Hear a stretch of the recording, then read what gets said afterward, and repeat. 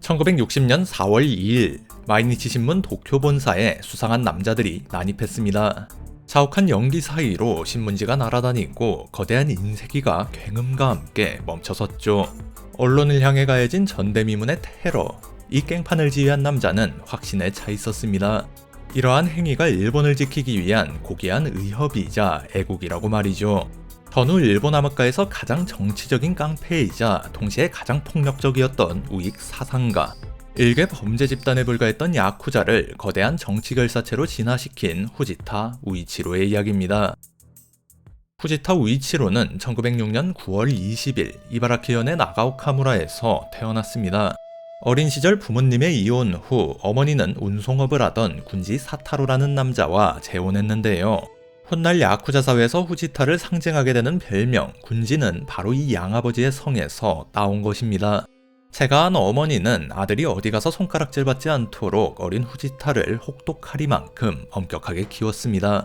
남자가 뜻을 세워야 할 때는 목숨을 걸고 싸워야 한다. 특히 어머니의 이 서슬퍼런 가르침은 후지타가 평생 고수한 타협 없는 투쟁심의 뿌리가 되었죠. 그는 지역 수재들이 모이는 명문 구제 미토중학교에 진학했습니다. 운동은 물론이고 역사와 한문에도 깊은 조예를 보였는데 이는 훗날 그가 복잡한 정치 맥락을 이해하고 정책의 거물들과 대등하게 대화를 섞을 수 있는 지적 자산이 됩니다. 하지만 이 소년을 더 강하게 지배한 것은 교실 밖의 공기였습니다. 그가 자란 나가오카무라는 역사적으로 미토학이라 불리는 강경한 국수주의의 영향이 강한 곳이었는데요. 덴노를 받들고 외세를 배격한다. 숨막히는 존왕량이의 학풍 속에서 소년 후지타는 극단적인 애국주의와 우익 사상을 뼛속까지 받아들였죠. 전통, 질서, 국채를 중시하고 국가의 단결을 위해 개인보다 국가의 이익을 우선시한다. 이것이 바로 그가 훗날 단순한 깡패를 넘어 나름의 국가관을 가진 사상적 야쿠자로 진화하는 결정적 배경이 됩니다. 가난이나 차별 탓에 어둠의 세계로 흘러든 동시대 다른 보스들과는 명확히 차별화되는 지점이죠. 학교를 졸업한 청년 후지타는 정치운동에 투신하겠다는 야망을 품고 도쿄행 기차에 몸을 실었습니다. 그는 정계에 줄을 대기 위해 예비역 해군 중장 다카시 쿠니노스케의 저택에 서생으로 들어갑니다. 다카시 중장은 야쿠자와 폭력배가 뒤섞인 노동단체 야마토 민로회의 후원자였는데요. 이런 단체는 주요 정당들에게서 강제 표동원과 파업 분쇄, 폭력 행위를 사주받기도 했습니다. 후지타는 야마토 밀로에를 드나들며 핵심 간부 세키네 마사로와 인연을 맺게 됩니다. 몰락한 사무라이 가문의 후예이자 불량배와 도박꾼들을 규합해 도쿄 강동 지역을 주름잡던 야쿠자였죠. 정치가를 꿈꾸던 청년은 세키네의 그 압도적인 카리스마에 강하게 이끌렸고 야쿠자는 현대의 사무라이이자 제야의 지사라는 왜곡된 로망을 키우기 시작했습니다. 세키네와 어울리며 팬보다 주먹을 더 자주 쥐게 된 후지타는 결국 조직 간의 피비린내 나는 분쟁에 휘말려 징역까지 살게 됩니다. 세키네는 그런 후지타에게 술잔을 내리며 자신의 직계 꼬붕으로 받아들였죠. 1936년 출소한 후지타를 기다리고 있던 오야붕 세키네는 정식으로 세키네구미를 창설하며 토건업 간판을 내겁니다. 군국주의 체제 아래서 조여오는 단속을 피하기 위해 폭력 조직이 위해 합법적인 외피를 씌운 것이죠.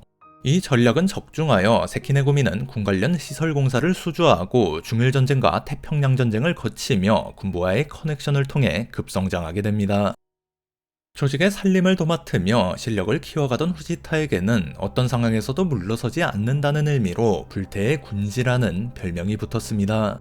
그의 기질을 보여주는 유명한 일화가 있는데요. 아끼던 부하가 타조직과의 트러블로 목숨이 위태로워지자 후지타는 중재를 부탁하기 위해 지역 야쿠자 친목연합의 회장인 한 거무로야붕을 찾아갔습니다. 하지만 돌아온 것은 애송이라는 조롱과 냉대뿐이었죠. 이에 후지타는 100여 명의 야쿠자들이 지켜보는 가운데 거무로야붕의 눈을 쏘아보며 일갈했습니다. 이보시오 노인장, 사람 목숨이 달린 일에 위아래가 어디 있소. 죽음을 불사한 무모한 발언이었지만 이 기세에 눌린 오야붕은 결국 한 발 물러서고 중재 자리를 마련해 주었죠. 이 사건으로 세키네 밑에 군지라는 무서운 놈이 있다는 소문이 관동 전역에 퍼지게 됩니다. 또 한 번은 세키네구미의 젊은 조직원이 타조직에 납치되는 사건이 발생했는데 후지타는 부하들을 대거 동원하는 대신 품에 단도 한 자루만 넣고 적의 본거지로 홀로 걸어 들어갔습니다. 수십 명의 무장 조직원이 그를 에워쌌지만 후지타는 눈 하나 깜짝하지 않고 상대 두목과 단판을 벌였고 그 압도적인 기백과 당력에 질린 상대는 즉시 인지를 풀어주었다고 전해집니다. 이후에도 후지타는 수많은 무력 분쟁을 승리로 이끌며 세키네구미의 실질적인 2인자로 급부상하게 되죠. 태평양 전쟁의 폐색이 짙어가던 1944년 여름, 일본 군부는 부족한 물자를 쥐어짜기 위해 야쿠자와 우익단체까지 동원했습니다. 세키네구미 역시 철과 구리 같은 금속 자원을 닥치는 대로 회수하는 작업에 투입되었는데요. 이때 후지타는 훗날 우익의 흑막으로 군림하게 될 고다마 요시와 함께 현장을 누비며 평생을 함께할 우익 사상가들과의 끈끈한 네트워크를 구축하게 되죠. 1945년 패전 직후의 혼란은 세키네구미에게 또 다른 기회였습니다. 주인을 잃은 거리를 두고 제1조선인, 대만인 등 외국인 무장 세력과 일본 야쿠자 간의 이권 다툼이 전쟁처럼 치열하게 벌어졌습니다. 세키네구미는 일본인의 상권을 우리 손으로 지킨다는 명분을 내세워 다시 거리를 빠르게 장악해 나갔죠. 세키네구미가 아니면 야쿠자가 아니다 이런 말이 돌 정도로 그 기세는 맹렬했습니다. 조직원이 수천 명으로 불어나고 세키네구미를 사칭하는 가짜들까지 판치게 되면서 조직 관리에 어려움을 겪던 후지타는 군대식 계급장을 모방한 배지 시스템을 고안했습니다. 최고 간부는 금색, 간부는 은색, 조직원은 청색 배지, 배지 색깔만으로 위계 질서를 한눈에 파악하고 조직원과 비조직원을 철저히 구분짓게 한 것이죠. 주먹구구식 폭력배들에게 명확한 지휘체계와 소속감을 심어준 이 시스템은 피라미드형으로 이어지는 현대 야쿠자 조직 구조의 원형으로 평가받습니다. 하지만 영원할 것 같았던 세키네구미의 전성기도 점령군의 칼날을 피할 순 없었습니다. 연합군 최고사령부는 거대 야쿠자 조직을 군국주의의 잔재이자 일본의 민주화를 가로막는 암적인 존재로 규정했습니다. 그리고 1947년 7월 대대적인 야쿠자 토벌 작전을 단행합니다. 세키네구미 본부 압수수색 현장에서는 항공기용 기관총을 비롯한 다수의 중화기가 쏟아져 나왔고 CLGQ는 더 이상 이들을 갱단이 아닌 무장 군사 조직으로 간주했습니다. 결국 수장 세키네 마사루를 포함한 수뇌부는 군사재판에 회부되어 5년형을 선고받았고 거대했던 조직은 하루아침에 와해 위기에 놓이게 되죠. 후지타 우이치로 역시 강도 높은 조사를 받았지만 하급 조직원들이 죄를 대신 뒤집어 쓴 덕분에 가까스로 징역을 면할 수 있었습니다. 오야붕 세키네는 수감되면서 후지타에게 조직의 뒷일을 부탁했습니다. 그는 흩어진 잔당을 긁어모았고 자신의 성을 딴 후지타구미를 결성합니다. 후지타는 수감된 동료들의 옥바라지와 남겨진 가족들의 생계를 책임지며 무너져가던 조직의 새로운 구심점으로 자리 잡았죠. 하지만 GHQ의 감시는 집요했습니다. 초국가주의 단체와 폭력단체를 겨냥한 단체 등 규정령이 발동되면서 후지타구미마저 강제 해산 명령을 받게 됩니다. 후지타는 결국 모든 대외 활동을 중단하고 잠복해 점령 통치가 끝나는 날만을 기다려야 했죠. 1952년 샌프란시스코 강화조약 발효로 일본이 주권을 회복하고 미군정이 철수하자 억눌려 있던 야쿠자 조직들의 재건이 시작되었습니다. 경찰의 통제력은 여전히 미약했고 한국전쟁 특수와 전후 복구 사업으로 경기가 폭발하면서 야쿠자들이 개입할 여지가 커지자 후지타는 때가 무르익었음을 직감했습니다. 1953년 3월 후지타 우이치로는 흩어져 있던 구 세키네구미와 후지타구미의 간부들을 소집, 만장일치로 신생조직의 초대 회장에 추대되며 마츠바카이를 정식으로 발족했습니다.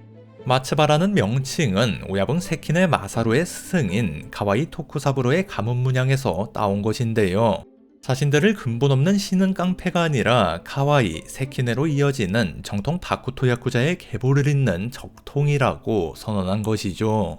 한편 형기를 마치고 출소한 전 보스 세키네 마사루는 시대의 변화를 읽고 야쿠자 세계에서 은퇴를 선언, 세키네 건설이라는 회사를 설립하여 사업가로 변신했습니다. 후지타 우이치로는 세키네의 자택 근처로 이사해 아침 저녁으로 문안을 올리며 전 보스에 대한 예우를 다했다고 전해집니다. 내부의 결속을 다진 후지타가 조직의 모토로 내세운 것은 젊은 시절부터 그를 지탱해온 신조, 불태였습니다. 상대가 누구든 세력이 아무리 거대하든 명분이 있다면 끝까지 싸운다. 이 호전적인 기질을 앞세워 마츠바카이는 구 세키네구미의 텃밭을 완벽하게 회복한 것은 물론 신주쿠, 긴자 등 도쿄의 노른자위 유흥가를 집어삼켰습니다.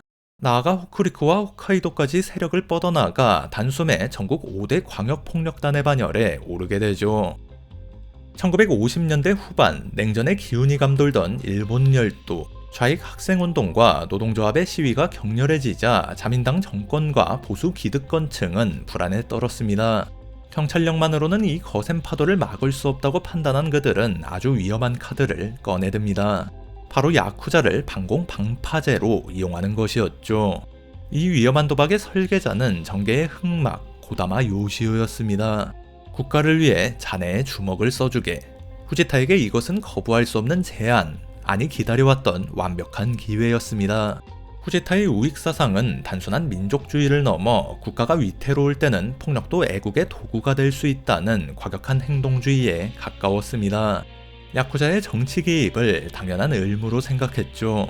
1959년 9월 고다마와 세키네의 설득으로 후지타는 마츠바카이를 정치단체로 공식 등록합니다. 도쿄 히비야 공회당에서 열린 발대식은 기가 막힌 장관이었다고 전해집니다. 단상 아래로는 군대처럼 제복을 맞춰 입은 2,500명의 조직원이 도열했고, 단상 위에서는 자민당 소속의 현직 국회의원들과 고다마 요시오 같은 거물들이 축사를 낭독했습니다. 국가 권력과 폭력 조직이 한몸이 되었음을 공표하는 순간이었죠. 거리에서 도박, 채권 추심, 보비 갈취를 벌이던 마츠바카이 조직원들은 1960년 미일 안보조약 비준을 둘러싼 혼란이 극에 달했을 때 시위 현장으로 나섰습니다. 아이젠하워 미국 대통령의 방일 저지를 외치는 자익 시위대와 유혈 충돌을 빚거나 국회 주변을 에워싸고 시위대를 무력으로 위협해 해산시키는 등 자민당 정권의 별동대 역할을 자임했죠. 후지타 우이치로는 이를 적하로부터 일본을 지키는 애국적 행동이라고 자부했습니다. 마츠바카이의 정치화가 정점에 달했던 1960년 3월, 후지타 우이치로의 아내 후지타 요네코가 위궤양으로 38 젊은 나이에 세상을 떠났습니다.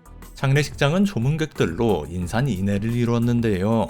식장 주변 300m를 가득 채운 화환들에는 전직 장관, 지사, 현역 중진의원 등 정치인 50명의 이름도 적혀 있었죠. 이 광경은 야쿠자와 정권의 검은 유착을 세상에 보란듯이 전시하는 꼴이었습니다. 3월 14일자 마이니치 신문 석간, 한 기자가 이 풍경을 놓치지 않았습니다. 정치가들의 화환 줄지어, 마츠바카이 두목 부인의 장례식, 썩은 인연의 비판. 기사는 정폭유착의 행태를 강도 높게 비판했죠. 후지타 우이치로는 기사를 보고 격노했습니다.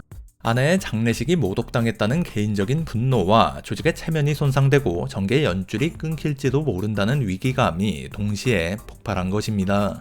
자신들이 폭력단이 아닌 정치단체라는 마츠바카이의 정정보도 요구에도 마이니치 신문은 연간 수백 건씩 쏟아지는 그들의 범죄 이력으로 반박하며 전혀 아랑곳하지 않았습니다. 평소 마이니치 신문의 진보적인 논조를 일본의 국채를 좀먹는 독이라고 여겼던 후지타에게 이 분노는 좋은 명분이기도 했죠. 결국 1960년 4월 2일 마츠바카이의 보복이 시작되었습니다. 동원된 조직원만 400명, 그중 선발된 19명의 결사대가 마이니치 신문사로 난입했습니다. 발연통이 터지며 사방이 뿌연 연기로 뒤덮였고 공포에 질린 직원들 사이로 집기들이 박살났습니다. 그들은 미리 준비해온 모래주머니를 고속으로 회전하는 윤전기에 쏟아부었습니다. 신문 발행 자체를 마비시키려는 의도였죠. 경찰 출동 후 현장에 남아있던 5명이 모든 책임을 뒤집어쓰면서 사건은 일단락되었습니다. 후지타는 개인적인 복수를 넘어 자신이 나라를 지키는 거사를 치렀다고 믿어 의심치 않았죠. 그는 사전에 엄명을 내렸다고 합니다. 기계는 부수되 사람은 다치게 하지 마라. 나름대로 지켜야 할 선이 있다는 거였겠지만 세상의 눈에는 그저 붓을 꺾으려 한 야만적인 폭력일 뿐이었습니다. 여론은 들끓었고 야쿠자의 정치 개입 문제는 국회에서도 뜨거운 감자가 되었습니다. 당시 기시 노부스케 총리는 국회 답변에서 야당에게 마츠바카이와의 관계를 추궁당하자 어떠한 관계도 없다라고 진땀을 흘리며 해명해야 했습니다. 어제까지 축사를 보내고 화환을 바치던 정치인들은 사건이 터지자마자 후지타를 모르는 사람 취급하며 꼬리를 자르기에 바빴습니다.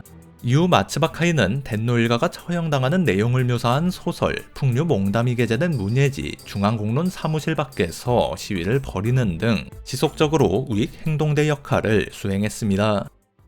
정치 깡패로서의 위세가 하늘을 찌르자 야쿠자들은 급기야 자신들이 진짜 정치인이라도 된 양 착각에 빠졌습니다. 1963년 마츠바카이가 주축이 된 관동 지역 야쿠자 연합체 관동에는 믿을 수 없는 행동을 저지릅니다. 그들은 도쿄거리 한복판에서 이런 내용의 전단을 살포했습니다. 자민당은 즉시 파벌항쟁을 중지하라. 이는 정치권의 심기를 제대로 건드렸습니다. 사냥개를 키웠더니 주인을 물려드는 꼴이었죠. 전국 각지에서는 각종 이권과 영역을 두고 야쿠자들 간의 무력 분쟁이 극에 달했고 치안은 엉망이 되었습니다. 마침 1964년에 개최될 도쿄올림픽은 패전국 일본이 국제사회의 일원으로 화려하게 복귀하는 국가적 대사였고 정부는 보여주고 싶지 않은 오점을 지워야 했습니다. 경찰은 대대적인 야쿠자 단속, 정상작전을 시작합니다. 꼬리 자르기용 말단 조직원이 아닌 피라미드의 정상에 있는 보스급 간부부터 집중적으로 검거하여 폭력 조직을 와해시키는 전략이었죠. 정치 개입의 선봉장이었던 마츠바카이는 타깃 1순위였습니다. 1964년 한 해에만 무려 728명의 조직원이 검거되었고 자금줄과 활동 반경은 급격히 위축되었습니다. 1965년 6월 16일 경시청은 마츠바카이 본부와 후지타 우이치로의 자택 등 4곳을 가택 수색하고 권총 불법 소지 혐의 등으로 그를 전국에 지명 수배합니다. 수사망을 피해 미리 홋카이도로 도피해있던 후지타였지만 같은 날 밤 삿포로 시내에서 현지 경찰에 체포되고 맙니다. 반복되는 구속과 석방, 말라가는 금고, 더 이상 버티기가 힘들다고 판단한 후지타는 1965년 9월 20일 중대 결단을 내리는데요. 스미다구의 한 사찰에서 침통한 표정의 조직원들이 지켜보는 가운데 마츠바카이의 상징인 깃발이 불길 속으로 던져졌습니다. 공식적인 해산 선언이었죠. 그러나 이는 당국의 칼날을 피하기 위한 위장 해산이었고 조직은 간판만 내린 채 몇 개의 친목단체로 쪼개져 끈질기게 명맥을 이어갔습니다. 조직 해산 후 표면적으로는 조용한 생활을 이어가던 후지타는 물밑에서 정치권과 다시 접촉하며 재기의 기회를 노렸습니다. 하지만 수감 생활의 후유증과 조직 해산에 따른 스트레스는 그의 건강을 갉아먹고 있었죠. 결국 1968년 7월 8일 저녁 후지타 우이치로는 도쿄 신주쿠의 한 호텔에서 심근경색으로 쓰러져 다시는 일어나지 못했습니다. 일본 암흑가를 활용했던 거물의 허무한 퇴장이었습니다. 장례식은 이전처럼 조직원들과 정재계 인사들로 인산인해를 이뤘습니다. 이번에는 이름 없는 화환이 많은 것이 차이점이었죠. 상주를 맡았던 오야붕, 세키네 마사로는 장례식 내내 눈물 한 방울 보이지 않았으나 몇 주 뒤 측근들과의 식사 자리에서 왜 나보다 먼저 갔느냐, 이 불효한 놈이라며 통곡했다고 전해집니다. 후지타가 떠난 뒤 뿔뿔이 흩어져 있던 조직은 1968년 결집해 1973년 다시 마츠바카이라는 이름을 되찾았고 부활한 마츠바카이는 이후에도 내분과 분열을 겪으면서 끈질기게 살아남았습니다. 그들은 후지타 우이치로가 내세운 불태를 여전히 조직 모토로 삼고 있으며 2024년 기준 구성원과 중구성원을 포함해 540명의 거대 조직으로 나름 건재함을 과시하고 있습니다. 칼을 찬 사무라이의 낭만을 흉내내던 고전 야쿠자와 정치와 기업의 탈을 쓴 채 생존을 도모했던 현대 야쿠자. 후지타 우이치로는 그 경계선 위에서 구시대와 신시대를 연결한 야쿠자 역사의 가장 중요한 과도기적 인물로 기억되고 있죠. 또한 정치 권력과 폭력이 결탁한 일본 사회의 검은 상징으로도 남아 있습니다.